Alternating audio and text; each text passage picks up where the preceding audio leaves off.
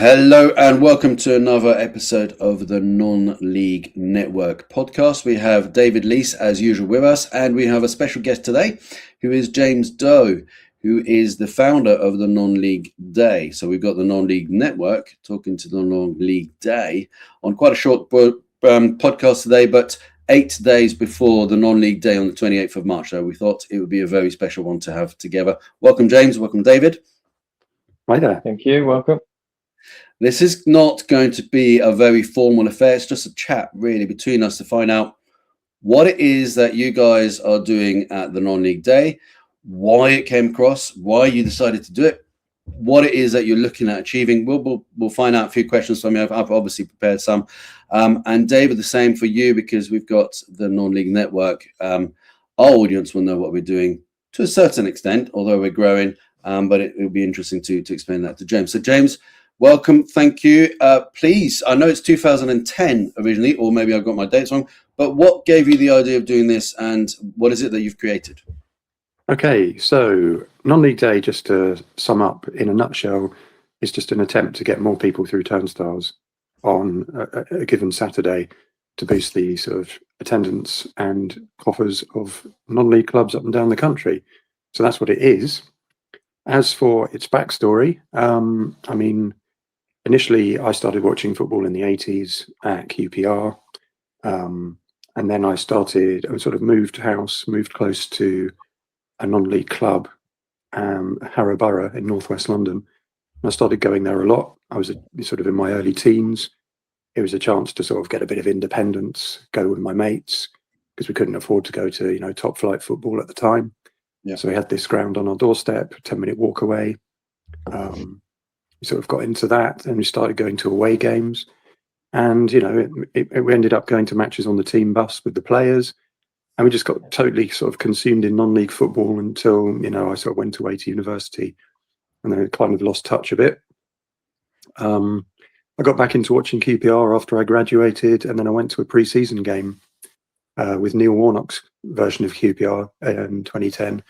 It was down in Tavistock in Devon, and it was a really big deal for Tavistock. I mean, QPR took their entire first team down there to play them, and there was adverts on buses and roundabouts. It was a really, really big deal, and the match was pretty much sold out. And it was obvious how big that big a deal it was, and how much money Tavistock were going to make out of that, and would probably set them up for the season. And it just sort of rekindled memories I had of going to watch non-league as a kid. And I just thought, I should really get back into this again. And I went to watch Harrow a week or two later in a pre-season game of their own. And they were having to raise money for new floodlight bulbs. Now, at the time, they would have been in the 7th tier. And I thought that would have been a pretty routine cost for a club of their size, but it obviously wasn't. And it wasn't that long after the financial crash of 2008. And I sort of looked around, and it was quite clear that quite a few clubs were struggling a bit. I guess I just had this brainwave, and I just thought, it'd be really good to do something. I didn't really know what I could do. I sort of looked at the international calendar, saw there was an international break coming up. England weren't actually playing on the Saturday, so all the Premier League and Championship clubs were off, and England effectively. So I just thought, let's try and set something up then. There's going to be all these sort of fans washing about. There's going to be, the media focus isn't going to be on the big clubs. So I set this thing up on Facebook called Non-League Football Day. I just sent it to a few friends, thinking not much of it. Let's go and watch Harrow or something like that. And it turned out a few of the people that I invited were more into it than I knew. And they sort of sent it to their friends. It went viral. And 6 weeks later, I had a national event on my hands. Yeah. Wow.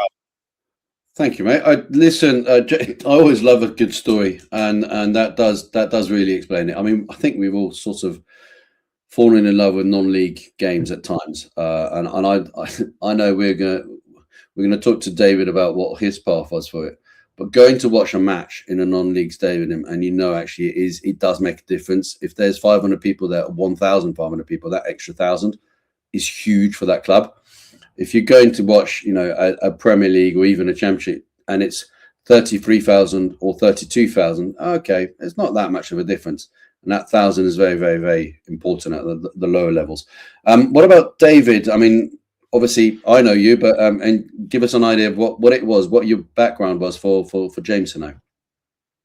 Yeah, so I've played football since I could walk, grassroots, non-league. I'm from Chasetown, which is where I done a non-league scholarship sort type educational 2-year period at Chasetown Football Club. So there we sort of had professional coaches, nutrition, S&C, physios, all that kind of professional setup. And then through my 20s, after leaving that, I played for various different non-league clubs, and they had no S&C, no physios. The coaching didn't seem to have much structure to it. And since when I moved up to Scunthorpe a few years ago, I tried to reach out online to various clubs and just was unsuccessful, really. And my girlfriend, who's from Scunthorpe, posted on her Facebook, and that's how I found a team. So that's what sort of brought me to the idea of, at first I wanted to sort of be the middleman between players and clubs in non-league, because every team I've gone to has sort of been, a friend saying, "Oh, come down and train here." So I wanted to build a platform. At first it was going to be sort of like your Tinder swiping for teams or players, but we've sort of built it now into this ecosystem where we're bringing in products and services from various other people in areas in non-league, and we want to lift the whole sector, really, a bit like what you're doing, and just bring money and just celebrate non-league, really. I feel like you said, when you were with your mates when you was younger and you went down to a non-league game, I think everyone who loves football's done that, and you sort of forget about that level. I remember going to Chasetown when I was really young for some sort of function in the room, and we went out to the pitch and it was all black, and I just remember it just looked huge, and I was like, I need to play on there one day. And it turned out I did play on there a very large amount of times. And yeah, I just love the non-league aspect of it. It's raw, it's emotional, it's a community as well. So yeah, I just really I've got a real passion for trying to help players, clubs, and everyone in non-league. Like you say, with the that team couldn't afford bulbs for the floodlights. To me, that is just, obviously it's bad for the club, but like that should not be a thing, especially with the amount of money at the top, and it just doesn't fall down, and that's something that I really want to try and solve. Yeah, thank you, David. The passion. I know the passion that David has, and David, myself, and Jason, who's our CEO, we all have that passion, kind of whether we've played or not. And I've played in a couple of different countries as well. I've got that international element to it, so that's something we're going to come back with you with Athletic and other clubs over the years. But from your side, obviously, James, you're mentioning it, looking at a business, looking at a club, looking at it as a fan, going, surely there's a way of making a bit more revenue for these. Surely there's a way of them being more visible. And David's side is looking at it going, they're not even visible to the players who want to play for them. So there's something that's wrong there. And I'm banging the drum on LinkedIn and other social media, going to all the social media and marketing and partnership managers who work at these clubs, going, we're here. It's not paid for, the service that you're doing on a non-league day. You're not doing it to make tons of money. We're not doing the non-league network to make tons of money.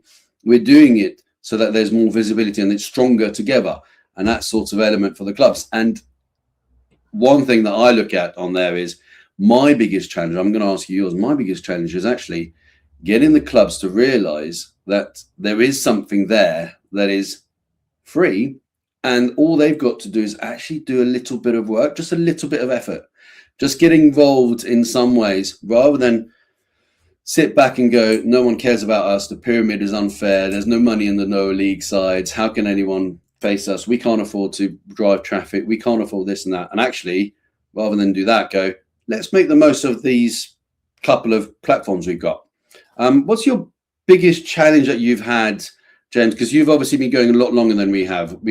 David's idea with the long league is within the last couple of years. I've got involved in the last few months, and it's growing really fast. With the whole ecosystem is that's really interesting to us. But what have you had as a challenge to grow this day over the years?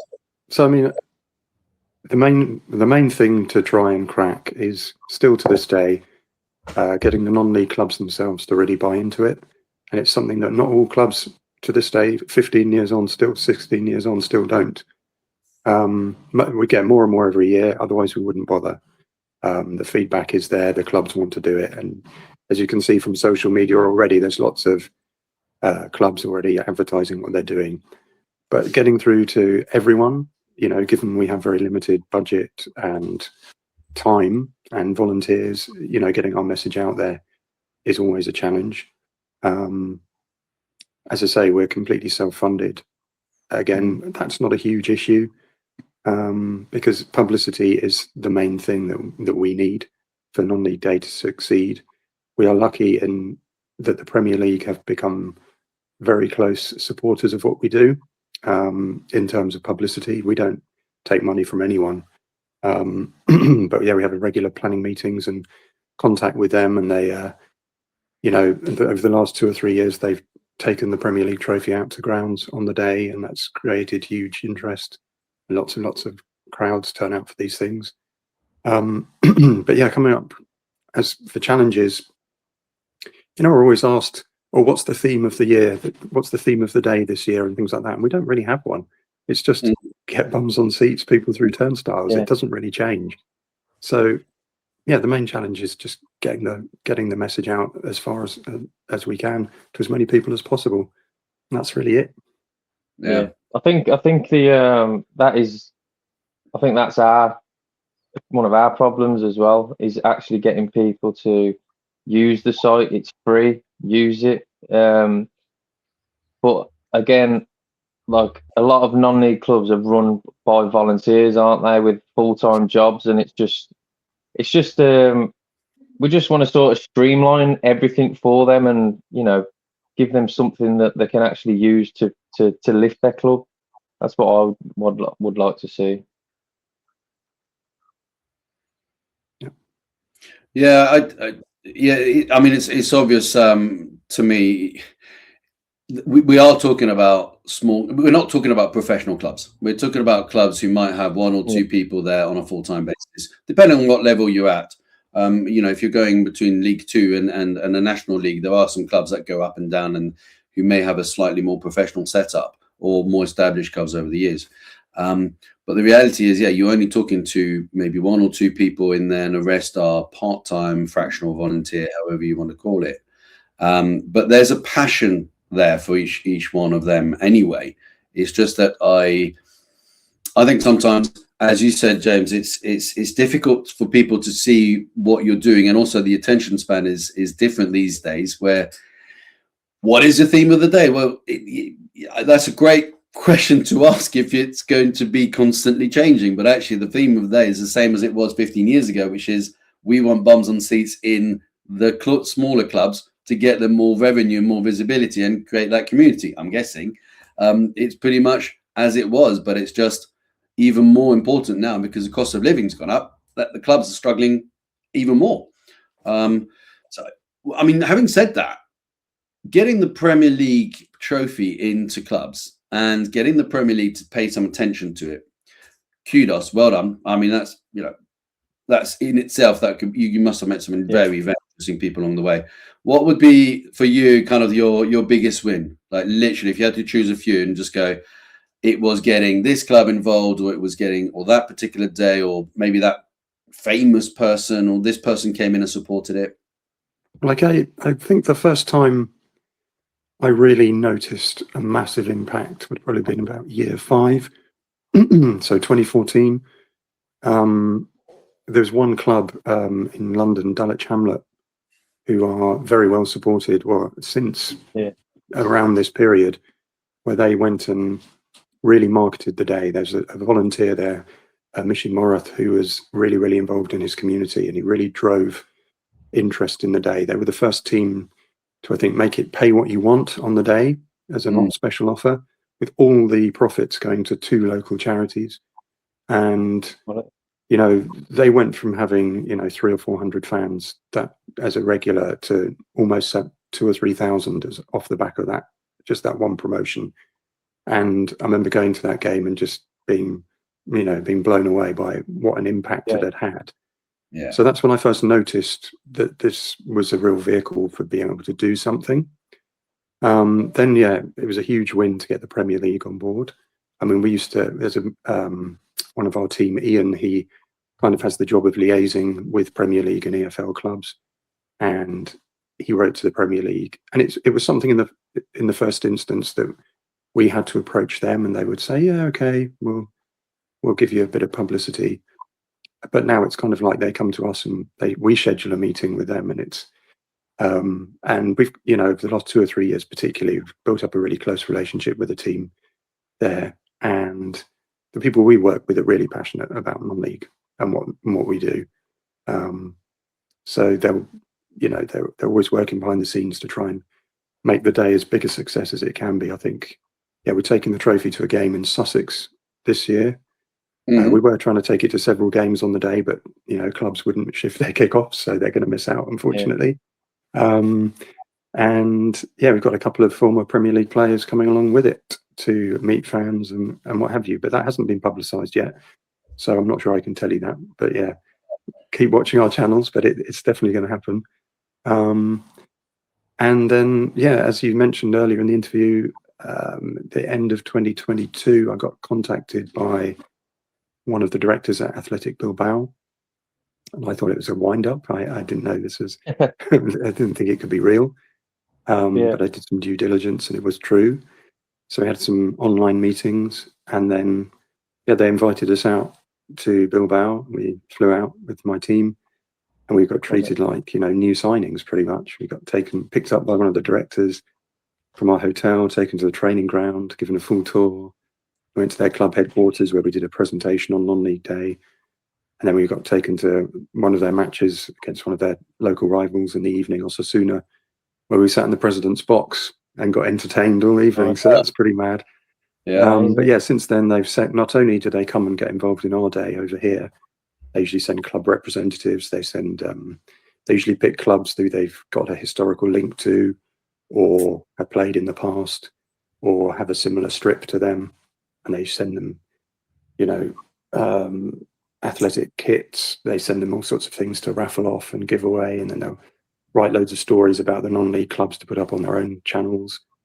And then back in the Basque Country, they've set up their own version of non-league day, because they, as you all probably know, they only have Basque players represent them, so they're pretty dependent on their non-league clubs for developing talent and bringing them through. So they're into year 4 of that now, and actually they asked me to do a video address to this big conference they had at their training ground a few weeks ago to try and get more clubs involved. So that was quite an honour and a privilege to have done that. But then, as you also perhaps hinted, we've got some Italian involvement this year as well, in the form of Juventus and Palermo as well. So they've partnered with 2 or 3 clubs around the country, and they'll be doing similar things to help promote them. Which again, non-league day is a sort of thing you think you may have taken it as far as you can, but then something new and very different suddenly comes out of nowhere. And this year it's been the Italian expansion, so that's been really exciting. I saw the Juventus one. It's with I think the original, the oldest club or the oldest non-league club in the UK, something like that. Juventus are playing. I mean, it's out there. I just don't know exactly who it is, but it's I mean, Athletic Bilbao, Juventus, Palermo. You're talking about some big names that non-league players would love to play with or against. That's what we all dream of when we first kick our ball when we're in 5, 6, 7, 8 years old, and we're going, I'm scoring the winning goal at in the Champions League in the World Cup. That's what you want to do. You don't dream of playing for your local team unless you're David. And you kind of look amazing. I've been treated like like royalty really when you went over there. I thought I'd love to be involved more in that. I've been lucky enough that I've played in various different countries, and I've worked in different countries, and I always I had an office in Barcelona, so I really, you know, I would know that they would probably prefer me not to go in there and speak Spanish because it would be Catalan or Basque in athletic clubs. So I was going to say to you, I'll go over and speak to them, but then I'll be speaking Castilian Spanish. They're not going to like that too much. So I mean, for me, these links that you've created are just incredible. And when you hear these stories and you're a non-league club, you might be full-time, you might be part-time, you might be a volunteer, you might just be randomly someone from that club who's got someone who plays for the club, just because this podcast has gone out there. How do they get their clubs to get involved? How does a player or a staff member say to the club, we need to get hold of James, we need to get hold of his team, we need to get hold of something to do in non-league day? What can they do to actually be involved with it? Or can they just do it and then you'll I mean, we just list every game from steps 1 to 6 on our website. We have a match finder, so people just put in their postcode and it comes up with their nearest game or games, depending on your search parameters. And yeah, all the games are listed. If they're not, and we missed one or something's been rearranged, let us know through, just through social media or our email. It's all on our website, which is nonleagueday.co.uk. But yeah, if you want any more advice, then I think there are some hints and tips on there of how you can market your day a bit better. Or yeah, by all means, just message us. And we've got a lot of tried and tested things. Although the more wacky tend to be the things that grab the headlines and get a lot of publicity. Yeah. So, for example, we had a very small team in the Anglian combination once, give a punnet of mushrooms to everyone who turned up, and that got international headlines around the world. So things like that are really good. I love that one. A punnet of mushrooms if you actually go and watch the match. Yeah, everyone who turned up got a free punnet of mushrooms. Surprised they weren't all on the pitch at the end. Yeah. In terms of creative, that's one of the most creative ones that I've heard of. That's cool. I mean, maybe it is interesting because, as you said, when people say, well, what's the theme of the day? That isn't the theme of the day, but it is kind of you've gone out there, you've gone a bit more creative, you've gone a bit more wacky, because if it is just come and watch a game because we're playing against these people, if there's a story to it, if it's a big name team that you're playing against, if it's a local rivalry, if there's a charity attached to, the pay what you want kind of approach that you had on there. It could be that they've got concessions. It could be that maybe they're showcasing a new kit. It could be anything that the club wants it to be, really, or a famous person that's come in and local who actually wants to support it. But for me, the whole idea of what we are doing with you, James, and with ourselves, David, is because we know the non-league, without us doing things like that, they're very fragmented. It's all, I'm a little club, I'm playing in my league, and I'm playing against other clubs. I'm struggling to survive. I'm struggling to grow. So what you've tried to do is get more people in the stadiums. What we're trying to do is get more services, products, and communication, and also that approach. So what is it? I mean, what's the future of the non-league for you? Because you've been going for this now 15, 16 years. Have you seen it change in a positive way, or are you seeing that there's a little bit more of a concern that some clubs aren't going to survive, or is it more? Since we started this in 2010, I think there's much more of a vibe around non-league football now. I think it's, for want of better words, cooler and trendier than it's ever been, or certainly in my memory. In part, you've got all the sort of things like the Wrexham documentary when they're in Netflix, when they were in non-league originally, when that started off. So there's a lot more of a buzz around. I mean, one of the motivations for setting up non-league day was, when I was growing up, it was like one or two clubs would have a good run in the FA Cup. They get on TV and that would be it. But this is to try and give as many teams as possible that day in the spotlight, even if it's only locally. And yeah, I mean, the only sort of bad thing I can see kind of developing as a trend at the moment within certain levels of non-league is possible antisocial behaviour creeping in at some games. I've seen that being flagged up a lot as the crowds are growing. There's there's at some stadiums, you've seen that recently on social media. There is a little bit of an element of unruliness that's crept in. Hopefully that won't be a major problem, and at most grounds, of course, it isn't. But yeah, I think that's one of the only trade-offs about growing the game at the moment. I mean, we've still got, we all know, we've still got plenty of work to do, and there are some crowds and some clubs where getting above 200 has been a struggle for a long time. And again, I think it's all down to the ability, quality, and amount of volunteers you've got, because that makes such a huge difference. It does. You're absolutely right. I mean, when you're looking at if you go to a non-league, we've been lucky, Dave and myself, we live completely different. You might not tell from the accents, but we're not exactly from the same place originally. But when I go and watch a match, it's amazing, actually, the quality of the games, some of the stuff that's going on. But to me, it's that community that you don't actually get when you necessarily go and watch the bigger teams in the bigger stadiums. I'm not going to tell you who I support, but basically it's a porn sandwich brigade, and that might give you an indication. But it's kind of, you go in that stadium, you could basically be anyone from anywhere and just turn up, and just it's the experience more than the actual community and the passion for the game. And you go and watch a team locally, and they're actually shaking hands with the players as the players are walking off the pitch.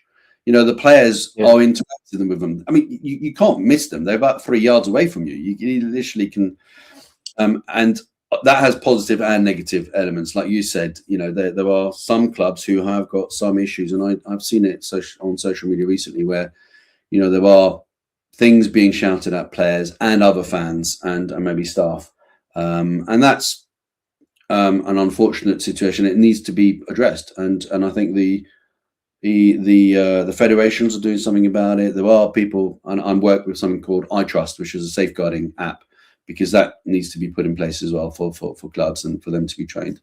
It does make sense. That's a clear issue, for the clubs with fishery. What about you, Dave? What are you saying from the work that we're doing for the future non-league clubs?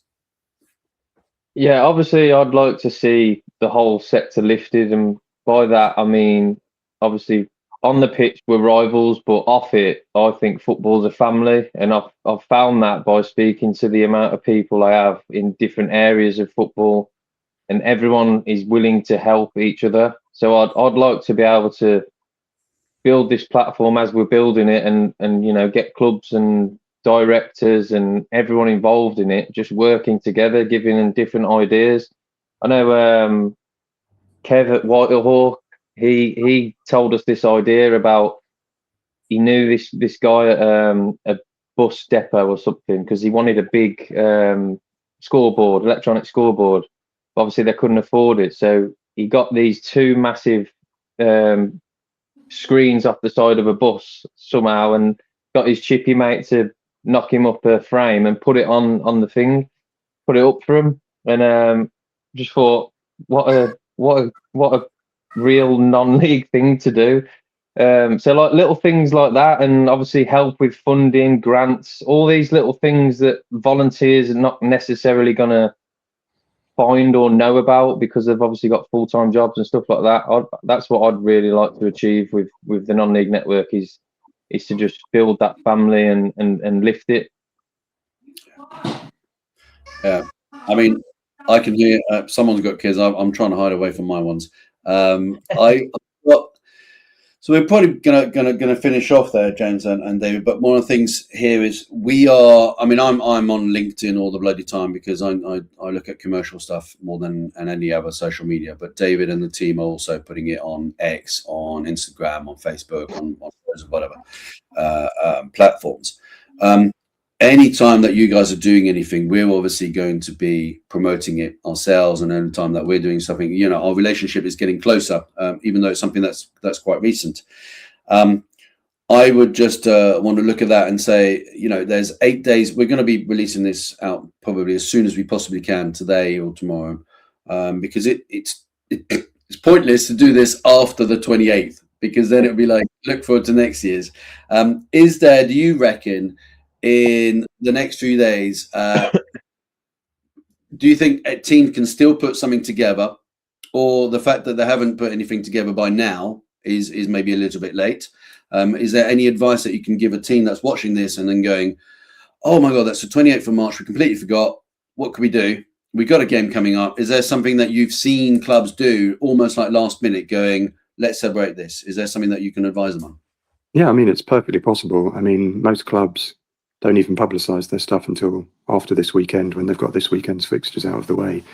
So, yeah, I mean, the most common sort of deal or discount or event is just to sort of cut prices in some way. We find that a universal discount like pay what you want is the most eye-catching, and it doesn't prioritise Premier League fans over the regulars. You know, everyone is included, which is quite good. Or simply, you know, you could, you know, do some kind of giveaway, like we've mentioned with the mushrooms, or you know, the mushrooms were given because I think one of the club sponsors was a mushroom farmer.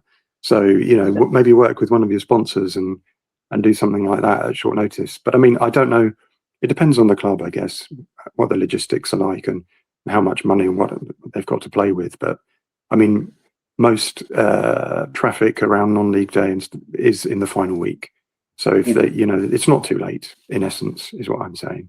But I mean, as a club, you need to promote it locally. That's how it wins. If I publish what a club is doing at national level, it's not going to make much interest unless it's really, really big. It's what you do in your community that really counts.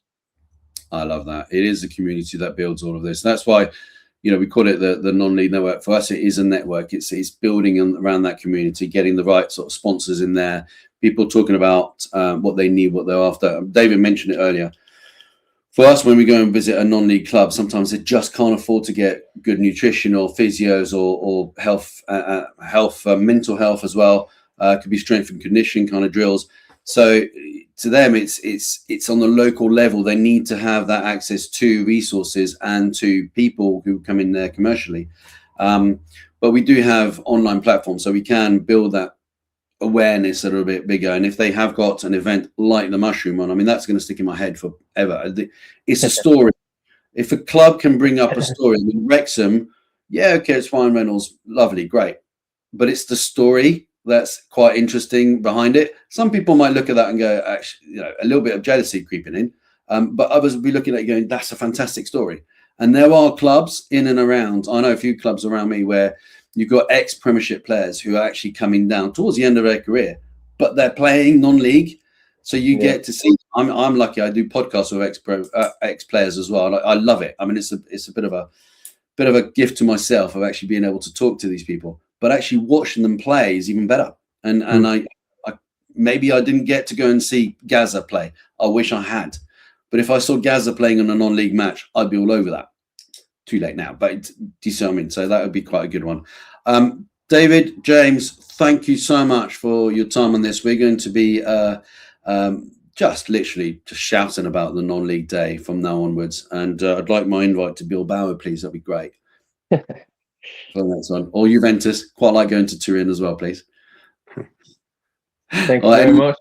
Either one of you? Any what, sorry? Any final thoughts?